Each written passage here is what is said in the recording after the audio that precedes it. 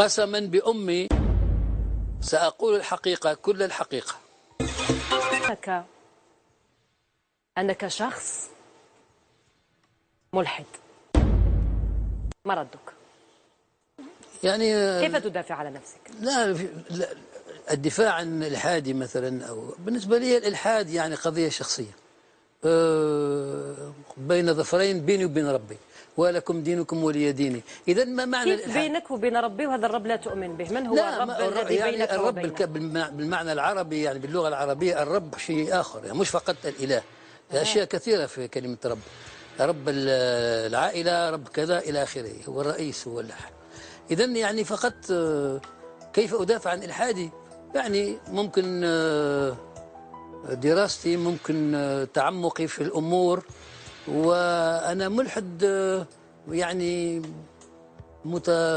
متصل كثيرا بالتصوف والتصوفية وبابن عربي والأمير عبد القادر الذي كان متصوفا كبيرا كذلك.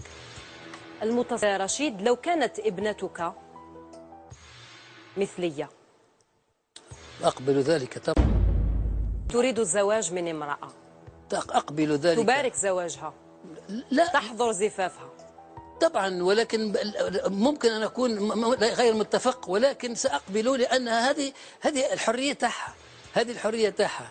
جسدي ملكي، قيلت هذه الأمور كثيرا عند النساء في المغرب العربي. جسدي ملكي، فجسد بنتي ابنتي ملكها، ليس ملكي أنا أبدا. فهي عندها الحرية المطلقة أن تفعل ما تشاء، عندما تكون طبعا غير قاصر، تكون حقيقة امرأة يعني، وبنتي متقدمة في السن.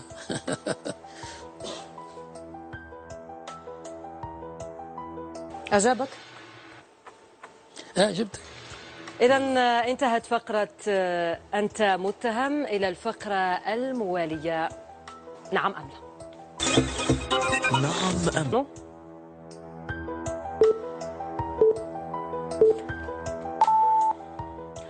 سيد بوجدرة، هل انتهاك حرمة رمضان حرية شخصية؟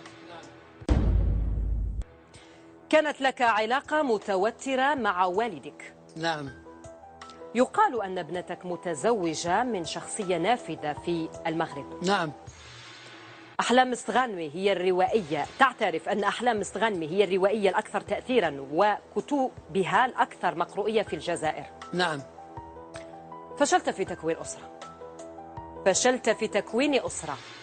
لم أفشل، لا أبدا. رفضت منصب وزير للثقافة مرتين. رشيد بوجدرة، أنت شخص لم يدخل المقبرة في حياته. نعم. لم يتبع حتى جنازة والدته. نعم. هل أنت مع حرية التعري في اللباس؟ نعم. رشيد بوجدرة، هل تؤمن بالله ربا؟ لا. هل تؤمن بالإسلام دينا؟ لا طبعا، نفس الشيء، سؤال نفس السؤال هذا. وهل تؤمن بمحمد صلى الله عليه وسلم؟ لا، محمد رسولا؟ بالنسبة لي يعني كراجل بالنسبة لي راجل ثوري. هل تؤمن به رسولا؟ ثم فسر. لا. لا. رسول لا.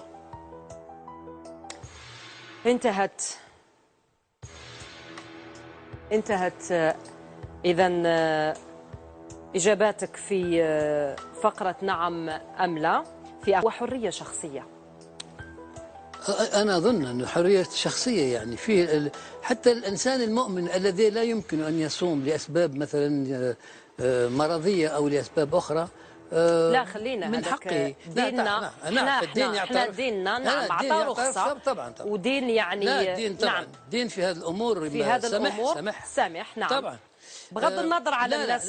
لا يعني أظن أن أقول انتهاك حرمة رمضان. هذه من حرية العقيدة، وحرية العقيدة في الدستور الجزائري. هل تحترمون الدستور الجزائري أم لا؟ هل تحترمون يعني دين الدولة في الدستور دين الدولة في الدستور الجزائري نعم. الإسلام. دين الدولة في الدستور ولكن الجزائري هو الإسلام. ولكن ثم تأتي بعد يعني أنه حرية التعبير، حرية العقيد، المعتقد أو العقيدة، يعني هذا في الدستور كذلك. فأنا لي الحق أن أعبر على ما أريده، أو يعني بدون طبعا استفزاز الآخرين أبدا أبدا. لو مثلا أكلت رمضان أكله سرا طبعا أبدا، لم أستفز أبدا لا شخص. تأكل في الشارع؟ لا أبدا. نعم. أبدا لأنه احتراما لأغلبية الناس. تأكل في البيت؟ في البيت. لم تخبرني، زوجتك مسلمة أو لا، ملحدة زوجتي أو ملحدة. فرنسية؟ ملحدة فرنسية الأصل، جزائرية كيفاش الجنسية وفرنسية الأصل. فرنسية الأصل، جزائرية الجنسية، يعني وملحدة بعد الإلحاد.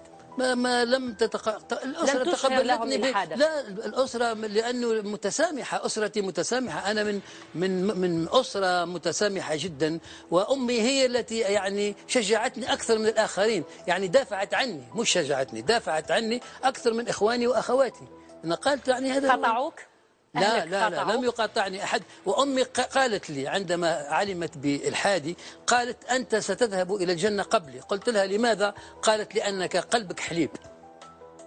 وهذا هو بالنسبة لي أنا الإيمان، هذا هو الدين، أن الإنسان يكون يحب الآخر. هل تؤمن أنك ستدخل إلى الجنة؟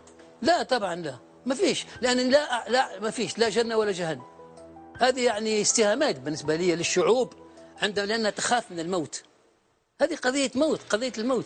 الشعوب كلها كل بأسرها 90% اليوم من الشعوب، كل الشعوب مهما كانت ديانتها مسيحية أو يهودية أو بوذية، كلها تؤمن بأنه فيه حياة أخرى. لماذا؟ خوفا من الموت. وكذلك في النوع من النرجسة، عندها نوع من النرجسة، لأنه تقول إنسان يعني متفق معنا أنه يروح للمقبر. معلوم وين يروح. يعني سيد بوجدرة ما يروحش أبدا للمقبرة حيا، ستذهب لها ميتا. نحب الناس ستذهب لها ميتا. نعم، ستذهب لها ميتا. فتذهب، ستدخل إلى المقبرة ميتا، لن تدخلها حيا. طبعا أنا سأدخل المقبرة. أنت ما تبعت حتى شخص في جنازته، تظن أنه كاين أشخاص يتبعوك في جنازتك؟ ما يهمنيش أبدا. شكون اللي راح يدفنك؟ أريد أن من لا يقوم يتبعني أحد صراحة. لا تريد لا أريد أبدا. من تريده من يقوم بدفنك؟ لا أريد، وسوف لن يكون لي مكان معين في المقبرة باسمي مثلا، مستحيل، باش ما يجيوش الناس يبكيوا ويديروا النوار أمام الأشخاص الذين كانوا يكرهونني. هذه وصية. وصية. إذا أردت. من يقوم بدفنك؟ ها؟ من يقوم بدفنك؟ موتي لا تهمني، موتي لا يهمني، يهم الآخرين، العائلة، الزوجة، المسؤولين على المقابر. قلت لي نعم أنا مع حرية التعري في اللباس. ترى أن اللباس هو حرية شخصية.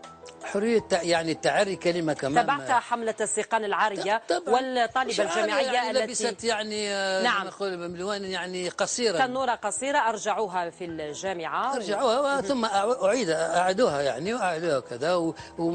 ماذا تقول على حرية اللباس في الجزائر؟ ووزير الجامعات اليوم يعني طاهر حجار يعني تكلم في هذا الموضوع وعلق عليه وقال أن من حقها أن تدخل الجامعة، وهو الذي أدخلها الجامعة مرة أخرى بعد أن طردت من أطراف من طردها؟ من طردها؟ المتعصبين أكيد.